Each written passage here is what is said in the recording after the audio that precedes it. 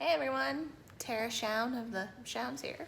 I guess this is our first YouTube video, and I wanted to come over here to address Disney and the questions we get on our social media channels a lot. It's just easier than stitching or duetting and all of that stuff. So a lot of people ask us, how do we afford to stay over there in Kissimmee so much? No, we are not rich, not raking in the dough whatsoever. We are annual pass holders. We live in Florida. We go to Disney World a lot. We have a 3.5-year-old who loves it. It's fun for us. We do go often. Do we always stay the night? No. But do we go there often? Yes. I mean, we bought the passes. We need to, get our money's worth for it. So the biggest, well, there's two things that are must-dos. The first thing is you need to join the rewards for the hotels that are out there. That is our biggest saver.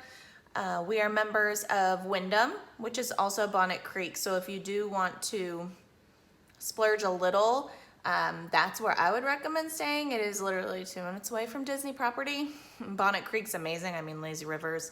The food's great. At the pools, there's 3 of them. Bonnet Creek. It is Wyndham. We are members with Hilton as well as Holiday Inn. So obviously when you stay there, you get points. Every purchase you get points. You also will get points for surveys. They send you surveys randomly in emails, and they will also send you emails with like, hey, if you stay this weekend, you'll get a night free. I am one for points, rewards, give me all the coupons. So yes, join the rewards. It's very important. Another thing I would say is you don't have to stay at Disney property. I know that may be, not everyone's cup of tea. However, personal experience, it's incredibly expensive for just something that's not our thing. If you are flying from out of state and that is what you choose to do, that's your prerogative. Do you have to stay there all 5 nights on your trip? No, absolutely not. I mean, you're talking a good $300 to $400 a night. Sometimes you could probably book like $250 if you're lucky for a very crowded hotel that is very loud. You get in an hour early prior to the rope drop people.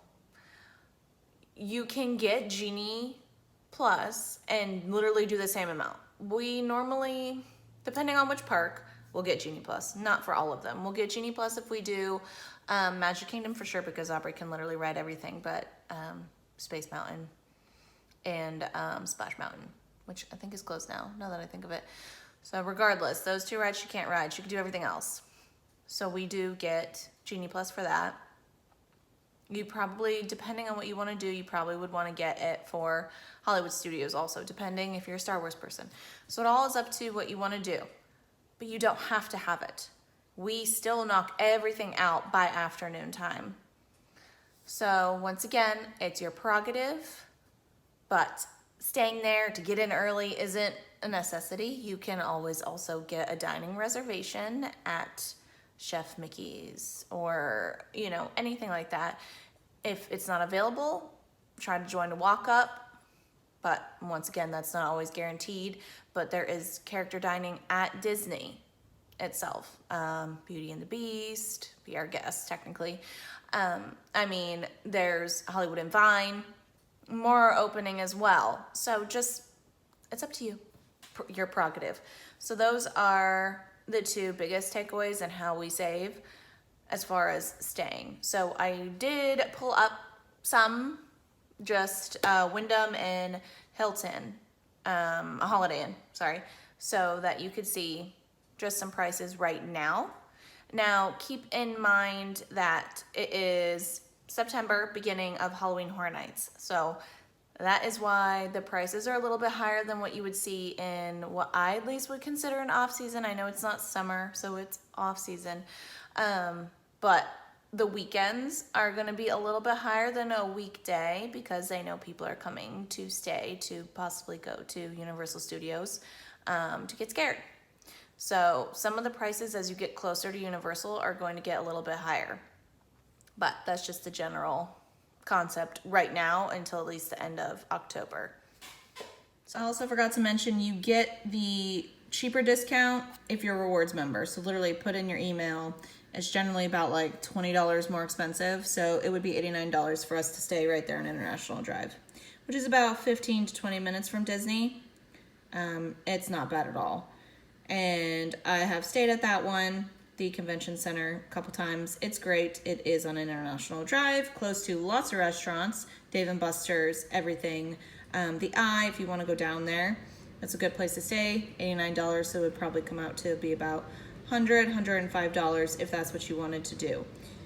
And this is just Wyndham. Hilton, honestly, probably has a lot of other deals. Let's check it out. This one is actually a Holiday Inn that I've stayed at right there in Kissimmee by Fun Spot, a complete walking distance. So now once again, you can get generally the Hilton at SeaWorld normally can range at about $70, which isn't bad whatsoever, and we like to stay there.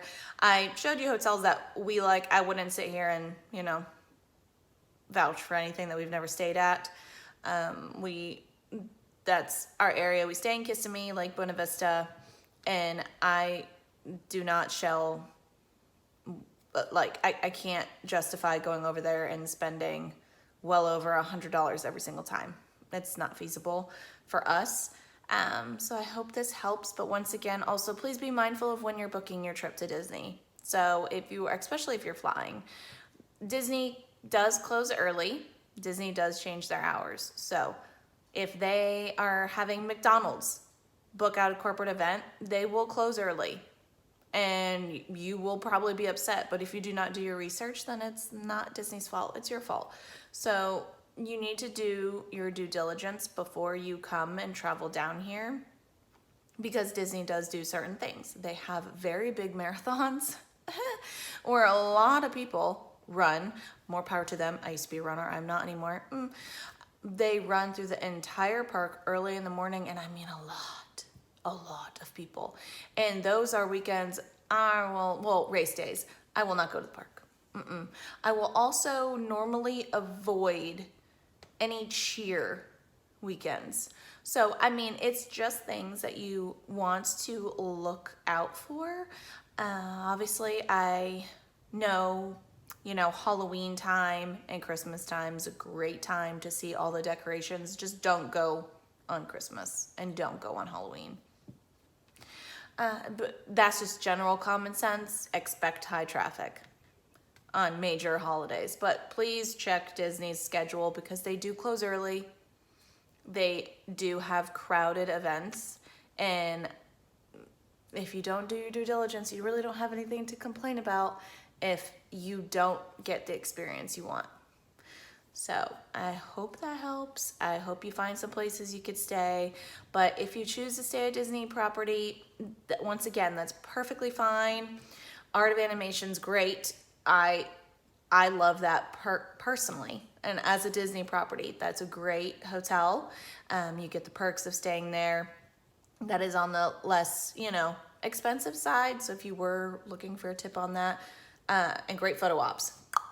So if you were thinking about staying there, if you're wanting to go broke, stay at the Grand Floridian. But once again, your prerogative. But it's not necessary. But I hope that answers a lot of people's questions that I've gotten.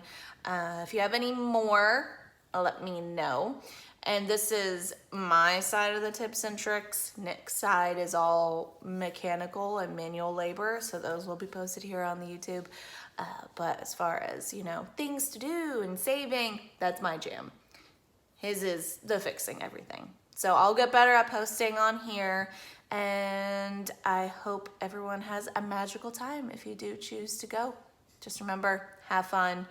You're with family or friends or loved ones, and just enjoy the time you have together. Bye.